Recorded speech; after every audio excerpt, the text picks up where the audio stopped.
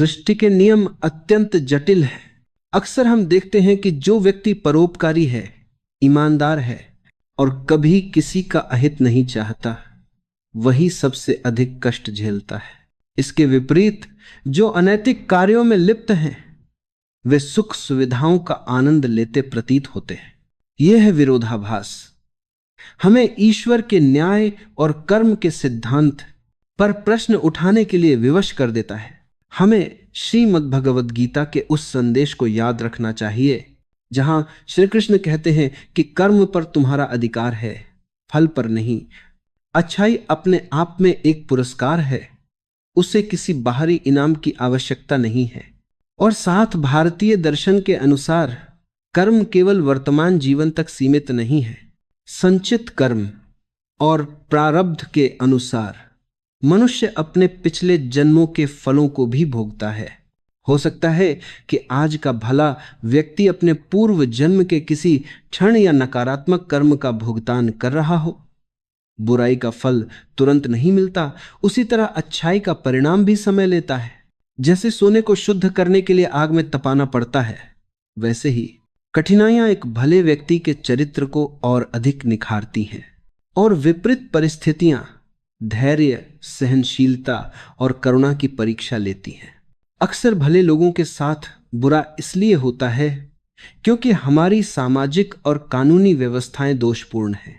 जो व्यक्ति भ्रष्टाचार का विरोध करता है, उसे प्रताड़ित किया जाता है।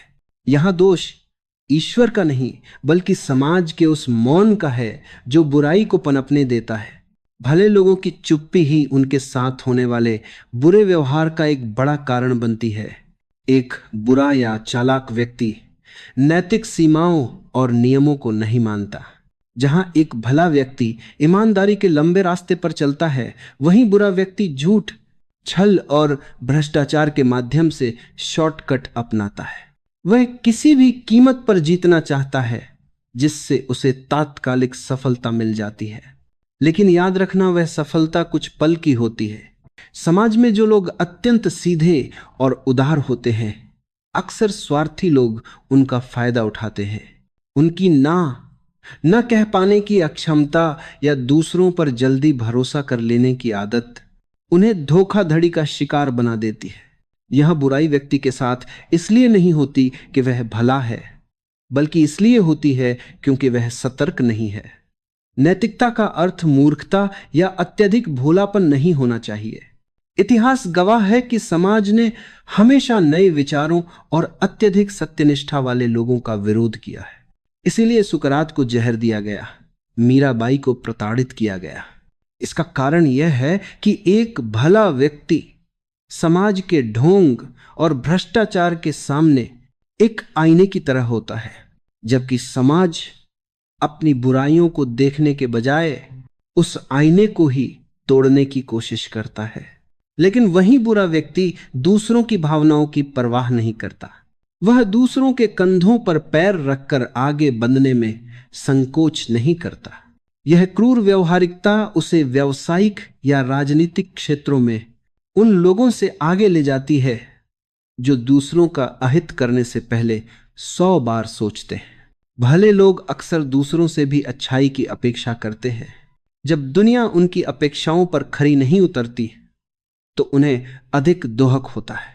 उनकी संवेदनशीलता उन्हें दूसरों के दुखों और समाज की बुराइयों के प्रति अधिक जागरूक बनाती है, जिससे उन्हें मानसिक कष्ट अधिक होता है। हम किसी की सफलता केवल उसके बंगले, गाजी और बैंक बैलेंस से मापते हैं। हम यह नहीं देख पाते कि उस सफल बुरे व्यक्ति के भीतर कितनी अशांति, भय, असुरक्षा और मानसिक बीमारियां हैं। एक बुरा व्यक्ति कभी चैन की नींद नहीं सो सकता क्योंकि उसे हमेशा पखे जाने या धोखा मिलने का डर रहता है। क्या वह सफलता वास्तव में सफलता है जो आपसे आपकी शांति छीन ले?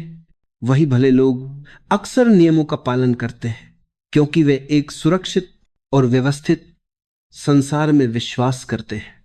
इसके विपरीत चालाक लोग जोखिम लेते हैं और तंत्र की कमियों का फायदा उठाते हैं। कई बार भले लोग अपनी नैतिकता को एक ढाल मान लेते हैं और जीवन की व्यवहारिक चुनौतियों जैसे निवेश में जोखिम, स्वास्थ्य के प्रति लापरवाही या शत्रु की पहचान के प्रति अनभिज्ञ रहते हैं।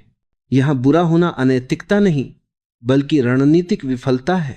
बुरे लोग इसलिए आगे भागते हैं क्योंकि समाज अक्सर ताकत के आगे झुक जाता है। जब तक भले लोग संगठित होकर बुराई का विरोध नहीं करते, तब तक बुरा व्यक्ति व्यवस्था का लाभ उठाता रहता है। यहां दोष केवल बुरे व्यक्ति का नहीं बल्कि समाज की उदासीनता का भी है।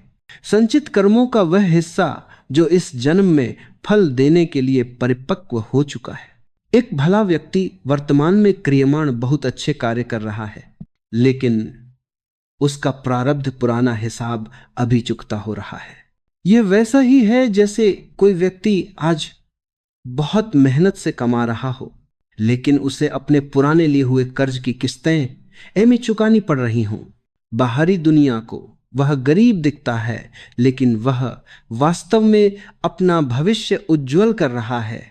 भक्तों और संतों का मानना है कि ईश्वर अपने सबसे प्रिय बच्चों को ही कठिन परीक्षाओं में डालता है। यह कष्ट उन्हें सांसारिक मोह माया से विरक्त कर परमात्मा की ओर मोड़ने का एक माध्यम होता है। जैसे हीरे को तराशने के लिए उसे घिसा जाता है, वैसे ही दुखों के माध्यम से आत्मा को शुद्ध किया जाता है। श्रीमद् भगवद गीता में कृष्ण कहते हैं कि अधर्मी की प्रगति अस्थायी होती है। जैसे बादलों के आने से सूर्य कुछ देर के लिए छिप जाता है, वैसे ही बुराई कुछ समय के लिए अच्छाई को दबा सकती है, लेकिन प्रकाश अंततः लौटता है। बाइबल में भी कहा गया है कि दुष्ट व्यक्ति घास की तरह फलता फूलता है, लेकिन उसका अंत विनाश है। बुरा व्यक्ति भले लोगों से आगे नहीं निकलता, वो केवल जल्दी निकलता है। आगे होने और जल्दी पहुंचने में बड़ा अंतर है। भलाई एक मैराथन है, जबकि बुराई एक स्प्रिंट है। बुरा व्यक्ति दौड़ शुरू होते ही तेज भागता है और जीतता हुआ दिखता है, लेकिन वह अंत तक नहीं टिक पाता। अंत में जीवन का उद्देश्य केवल सफल होना नहीं बल्कि सार्थक होना है। एक बुरा व्यक्ति सफल हो सकता है, लेकिन वह कभी सार्थक नहीं हो सकता। उसकी मृत्यु के बाद उसे केवल घृणा से याद किया जाता है, जबकि एक भले व्यक्ति की अच्छाई पीढ़ियों तक जीवित रहती है।